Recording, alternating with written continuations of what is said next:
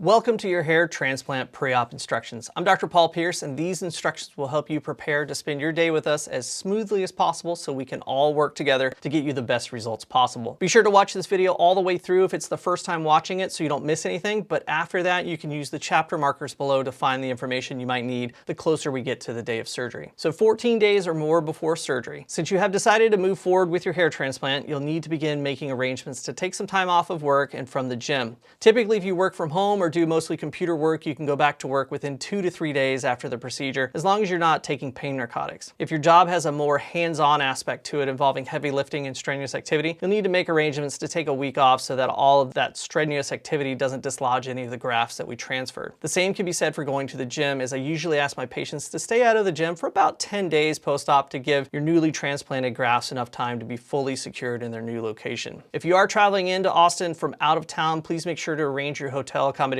for the night before the procedure and to stay the night of the procedure, as it's not recommended for you to drive for 24 hours after the procedure. And since you're not able to drive, please make arrangements to have somebody drop you off and pick you up from the procedure. 7 days before the surgery, we need to talk about a few things. Number one, blood thinners. If you are taking any blood thinning medications such as higher doses of aspirin greater than 81 milligrams, Plavix, Coumadin, Xarelto, or any other medications that will thin out your blood, you'll need to obtain clearance from your prescribing physician to stop those medications and make arrangements to be placed on a different type of blood thinning medication that works better for this type of surgery. I would prefer that these medications are stopped about a week before surgery to decrease our risk of bleeding during and after the procedure. If you are placed on heparin or Lovenox when stopping the previously mentioned medications, please let us know at the office so that we can discuss when to stop those medications prior to your surgery. An over-the-counter medication that can also increase your risk of bleeding is ibuprofen, so please avoid taking this medication for a week before your procedure as well. If you need to take something for pain, please use Tylenol instead. Let's also talk about supplements. So 7 days prior to your procedure, you will also need to stop the following supplements, as these can increase the risk of bleeding both during and after your procedure. Things like garlic, ginger, ginseng, ginkgo, vitamin E as well. Other supplements to avoid are those that can increase your blood pressure, such as energy supplements, ephedra, arnica, and licorice. If you are taking a supplement that is not listed, let's make sure we talk about it before your procedure to make sure it won't interfere with the procedure or possibly affect your results afterwards. The other thing that you need to stop 7 days prior to your procedure is alcohol consumption of any kind. All alcohol tends to thin out your blood, and once again, this can increase your risk of bleeding during and after the procedure. So let's talk about your hair before your procedure. Do not cut your hair within the 7 days prior to your hair transplant. You'll need to have about 7 to 10 days of growth on your scalp in order for us to trim your donor area to the correct length in order to use the ARTAS robot or perform manual FUE. If your hair is shaved to the skin, then I won't be able to tell the exit angles of the hair from your scalp, and it will make the procedure more difficult to do. If we're doing an FUT or strip procedure, this is less important, but we still prefer to have some growth in the region in order to make processing your grafts easier. So now we're 3 days before the surgery. The big day is almost here, and it's time to start preparing a little bit for the big day, as well as for what is to come after your procedure. So number one, confirm you still have a ride to and from the procedure. Sometimes people forget, so it's good to just talk about it again. Number two, stock up on whatever you may need if you plan on not leaving the house for about a week while you recover. Get that pantry all stocked up. Make sure you remember your Netflix password if you're going to be taking it easy, so you have something to keep yourself entertained. Number three, pick out a few towels that you don't care if they get messy after the procedure. You're going to have the occasional drainage of fluid from the back of your scalp after the procedure, and it may run off the absorbent pads and onto your towels, so make sure that it's a towel you don't mind getting a little messy. Also, make sure you have some plastic cups for the shower after the procedure. We'll cover washing your hair in the post-op video. We'll talk about that later. Number four, stock up on button-up shirts. This is the most important because for about 7 days after the procedure, you're going to need to avoid pullover t-shirts or undershirts so that we don't even risk the shirts grabbing onto the grafts and pulling them out. Number five, make sure you have your prescriptions that were sent to your pharmacy. If you do not have them by this time, please call our office so that we can take care of this as soon as possible. And now we're up to the night before the surgery. Take it easy. You've got a big day ahead of you tomorrow, so it's going to be time to relax and prepare for the big day. Set your alarm so you can be on time. We typically ask you to be here between 6 a.m. and 7 a.m. depending on how many grafts that we're transplanting. So we'll let you know the exact time in a text message sent the day before the procedure. Please make sure you plan enough time to get ready and travel in for your procedure in the morning so that way we can get started on time. The third thing is to pick out some comfortable clothes for the procedure. You're going to make sure you have some comfortable pants to wear as well as your button-up shirt that you will wear for the day of the procedure. So now it's the morning of the procedure. What are we going to do? Well, number one, rise and shine. It's time to head to the office so we can get your transplant done. Number two, take a shower and make sure to wash your hair, but please do not put any products in your hair. That's going to just make it a little bit harder for us to get your scalp all ready for the day. day. Number 3, eat a light breakfast and make sure to drink plenty of water. It's gonna be a long day and we wanna make sure that you stay hydrated throughout the day. Plus, it'll make it a little bit easier for me to draw your blood for your PRP when it comes time for the injections during the procedure. Once you arrive at the office, go ahead and send us a text message to the office line, and either myself or one of our team will meet you down at the door to bring you up to the office. From there, it's go time, and we're gonna start moving pretty quick to get you in the chair to start your day. So that's it for the pre-op instructions. Please call us if you have any questions about these instructions or anything else that wasn't covered here. And if you want to get started on your post-op instructions, you can watch this video here.